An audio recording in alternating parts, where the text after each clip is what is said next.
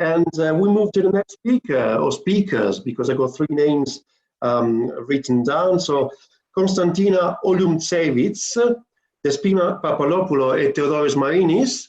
And their paper is Vocabulary Learning in Migrant and Refugee Children, Teaching and Assessment Approaches. So I see Konstantina, so probably, I don't know if Despina and Theo are with you, but Konstantina, the floor is yours. Thank you very much for this presentation.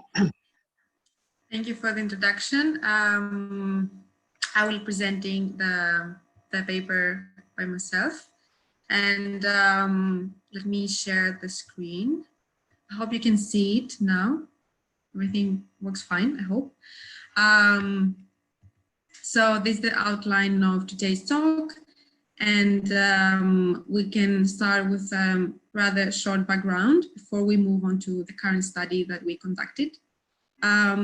So a large number of people worldwide live as refugees nowadays, and more than half of them are under 18.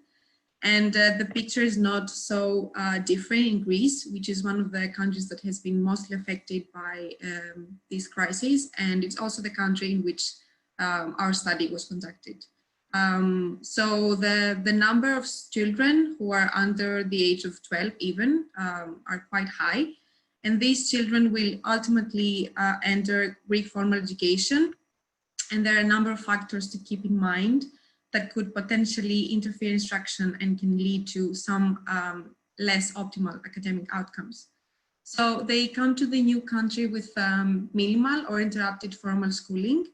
And this means that they may lack some skills that compared to their peers. Of course, they don't speak and they don't understand the language in the new school environment. And this is one of the reasons why their engagement in the class is quite limited. And this can only also be affected by the fact that a number of studies have shown that teachers feel quite unprepared and not well enough qualified to address the needs of these students. And this can also be linked to the fact that limited emphasis has been drawn on the educational needs of these learners, and especially young learners. Regarding formal Greek education, there are 2 main educational programs that run nowadays, And we will focus on the second one, reception classes, which is the one within the context of which we conducted our study. They're exclusively morning classes, and the students attend these classes for a few hours, and then they can move to the mainstream class, where they can attend other courses together with the other students in the school. And they can attend these kind of classes for up to 3 years if it's necessary.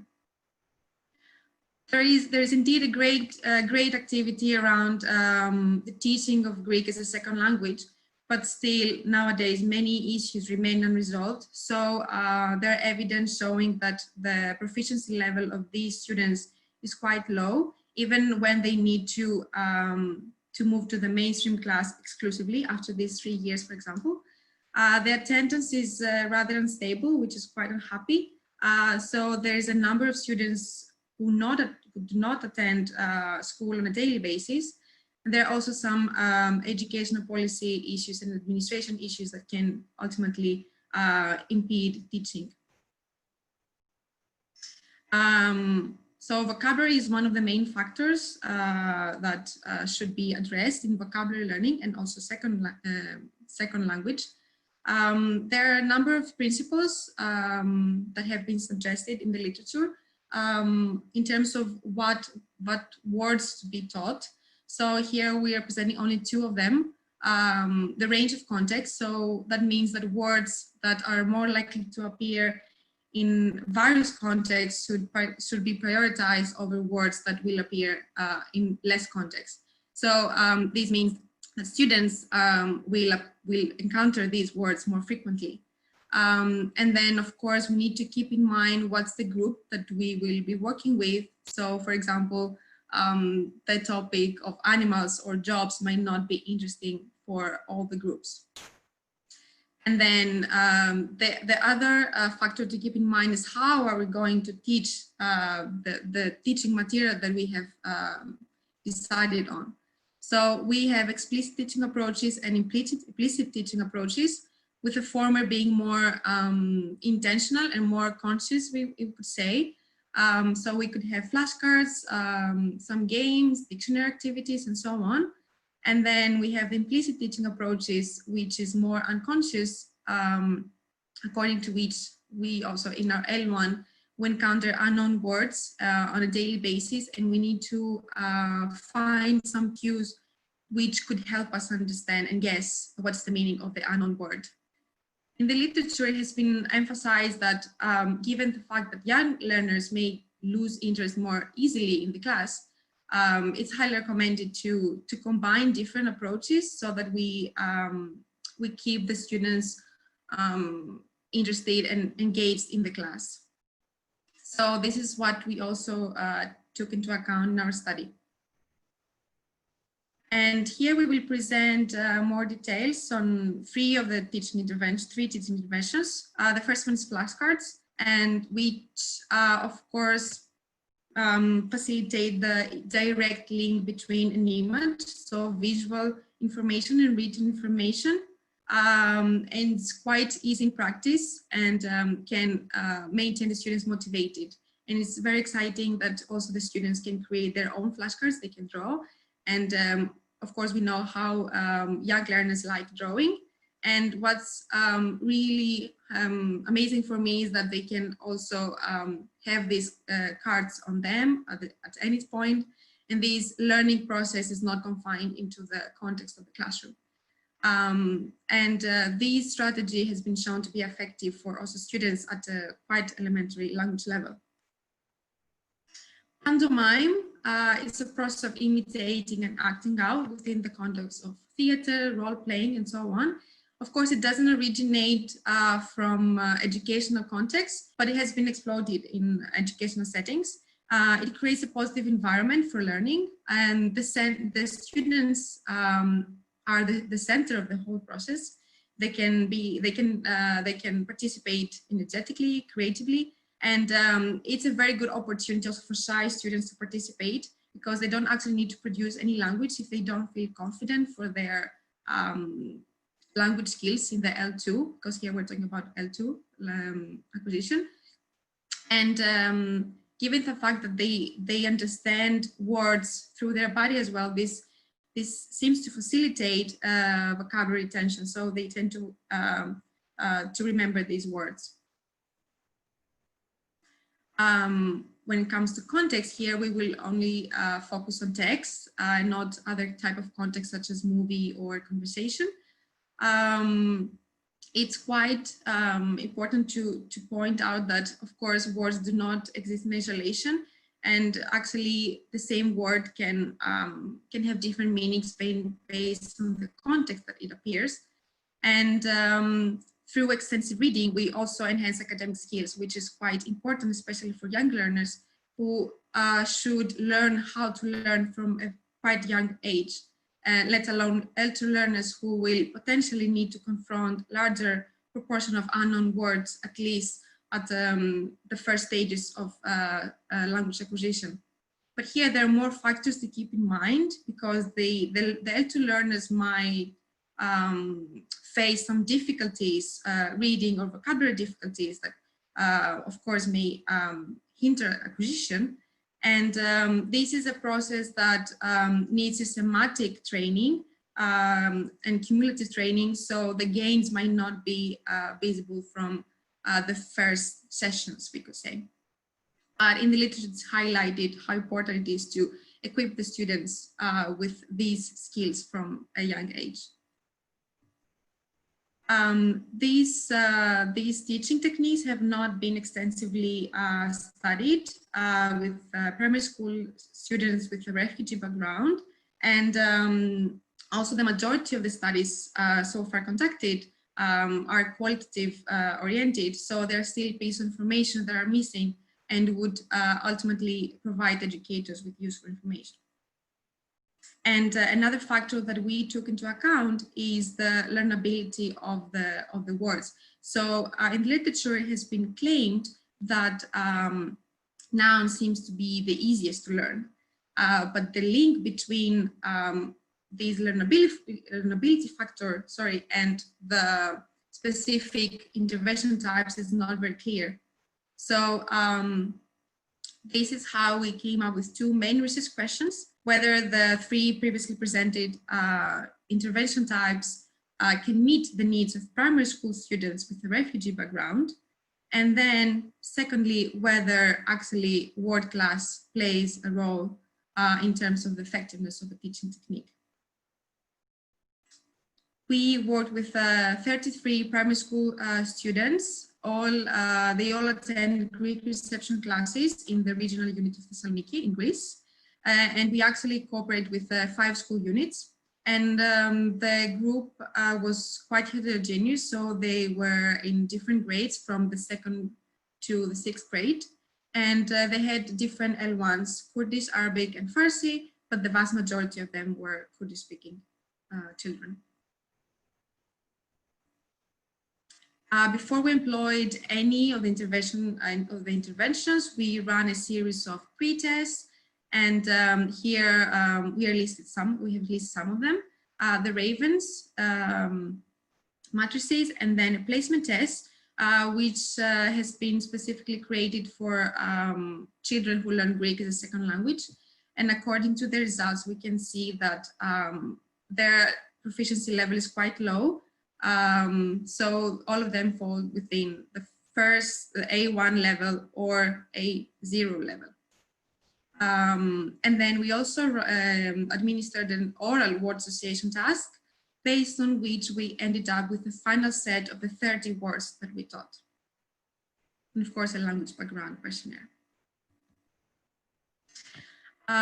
We employed 3 interventions: flashcards, pantomime, context. And how we decided which words to teach. We decided the broad thematic domain to be environment and nature. And then we tried to select words that would agree with the children's L2 level and would appear in textbooks, in a variety of textbooks. So not, for example, only in one of them. So they were likely to see these words quite frequently. So let's move on to each one of the interventions now. First one, flashcards. We provided a card for each one of the target words, and the target words were 10 in total, 5 nouns and 5 verbs. And for example, here you can see, imagine a card. On one side we have the image, and on the other side we had target word in Greek. So for example, here, to sínefo, the cloud. And one verb is an example.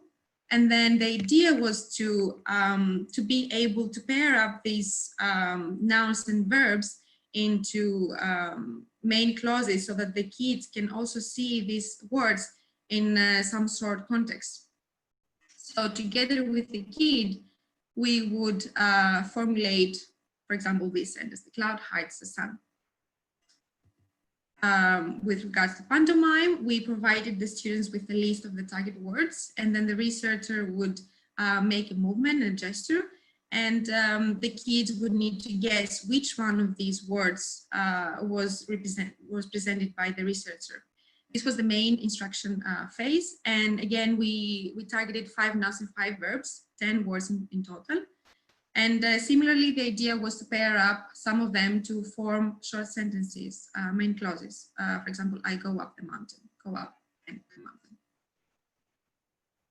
When it comes to context, we created 2 novel short texts.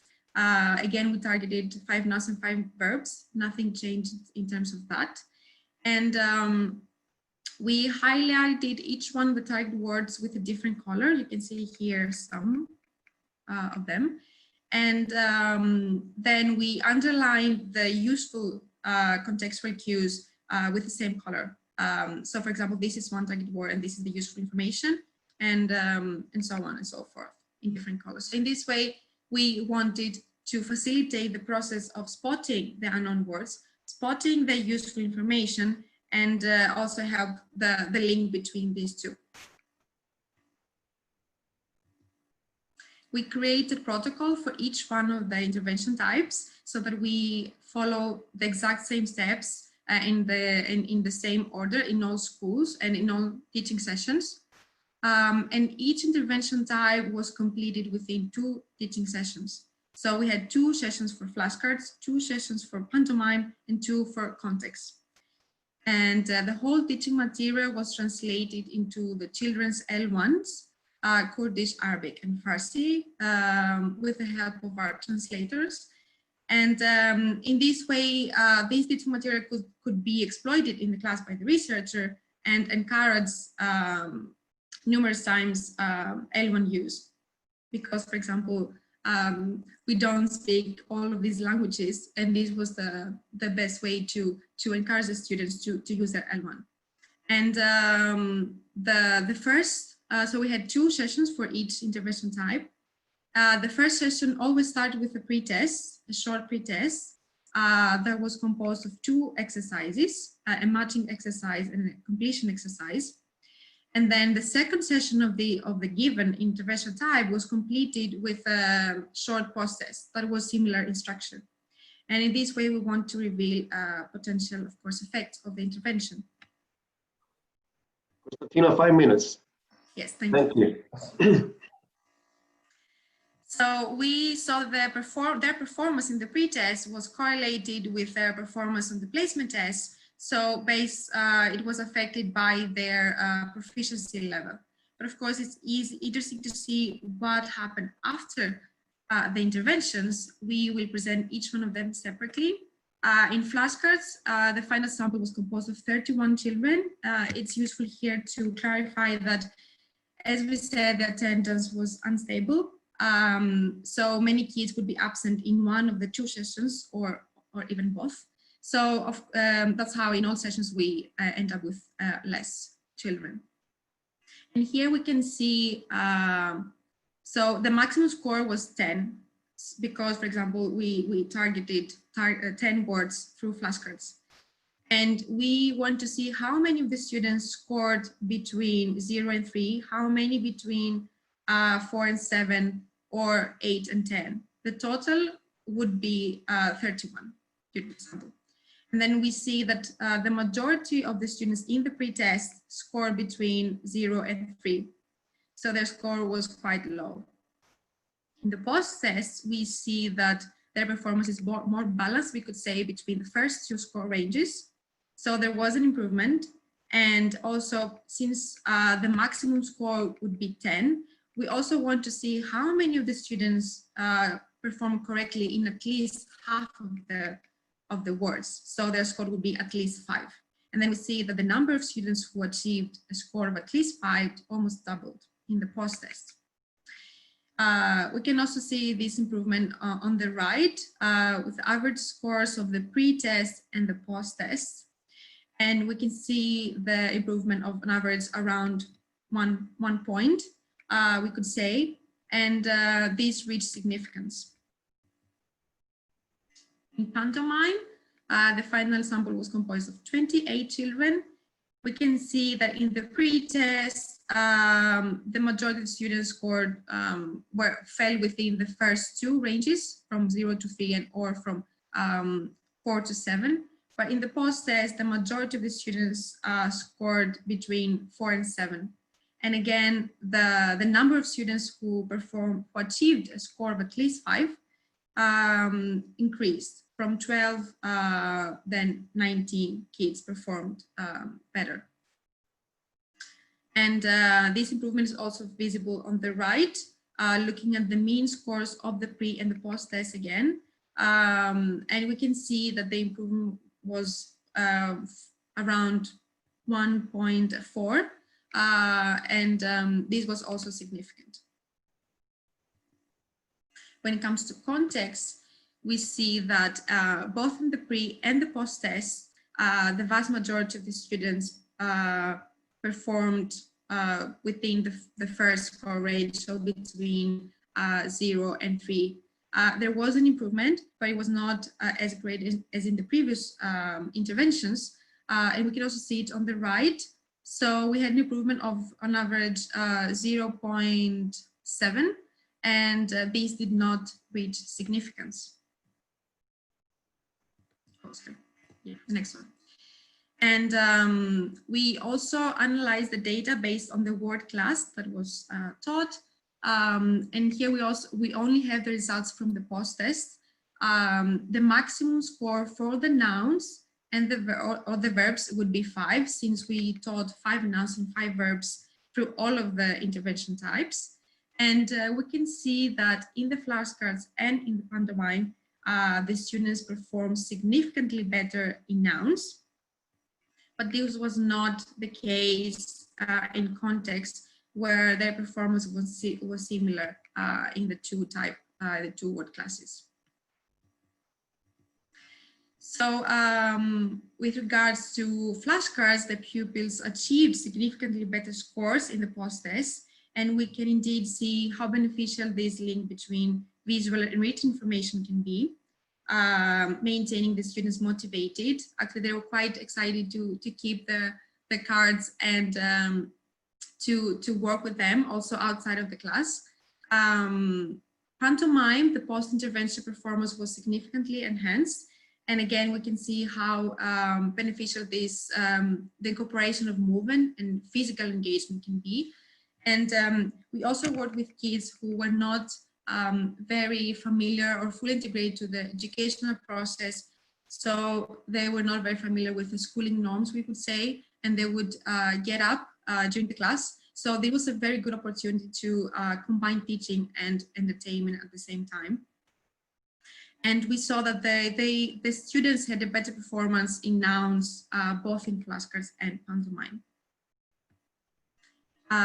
Concerning context, there was an improvement in their vocabulary mastery, but it did not reach significance. And it's important to keep in mind here the low proficiency skills of the L2 learners in Greek, and but the fact also that they had low L1 literacy skills. So the majority of the students did not attend schooling in their L1, so they were lacking some skills on which educators could build, and or the students could transfer to L2. And of course, as it was mentioned before, it needs systematic engagement. Because, for example, here we had 2 sessions. But we saw that the pupils' performance was similar in nouns and verbs. So last slide, after the research questions that we raised, we see that flashcards and pantomime seem to be effective for primary school students with a refugee background, but based on their results, we cannot claim the same for context. We employed colors so that we facilitate the process, but maybe further adjustments need to be made. But it's important to know that there was an improvement, so color seems to be useful. And then we see that nouns are easier to learn through flashcards and pantomime. But when it comes to context, both nouns and verbs seem to be equally easy, or we could also say equally difficult for the students. So thank you very much for listening. Thank you very much, Konstantina. Thank you very much for this fascinating presentation. We do have a couple of questions already. Before the Q&A, if you look at the top left corner, you see the logo of MultiMind. And so let me say that Konstantina is one of the 15 gifted scholars that got awarded, were awarded a Marie Curie scholarship, within the MultiMind consortium. So thank you very much, Konstantina, to represent also the consortium and the network. And we do have a couple of questions, and I'm going to read them. So, Christine, are you speaking about text? What about the different alphabets above all for all the students? Or did you focus only on oral competencies? So that's a very specific question. And Konstantina. Yeah, thank you for the question. Actually, many of the students, as I said, did not know how to write and read in their L1. And we have some information on that, but we did not control for that. So we didn't split the students in terms of their L1 skills. the text was always given to the students on a paper, so they always need to read, and we worked on the text that was on the paper. I don't know if I answered your question. Thank you very much, Konstantina. The second one by Pui. I hope I don't mispronounce the name. I'm sorry if I do. Did all participants complete the study? If not, what was the attrition rate? So that's a very good point. Thank you. Yes, some kids left, but I mean left the country. So this is one factor that can affect this kind of research. So some kids, for example, completed the pre-test, for example, Ravens, as I saw and as I showed, and the word association task, and then they left. But during the teaching period, I would say that none of the students left. If I remember it correctly. So the students that left were before we started the intervention. Thank you very much. And Marianne, I didn't understand why you wanted to encourage L1 use. Could you elaborate on this very quickly? Yes, thank you for your question.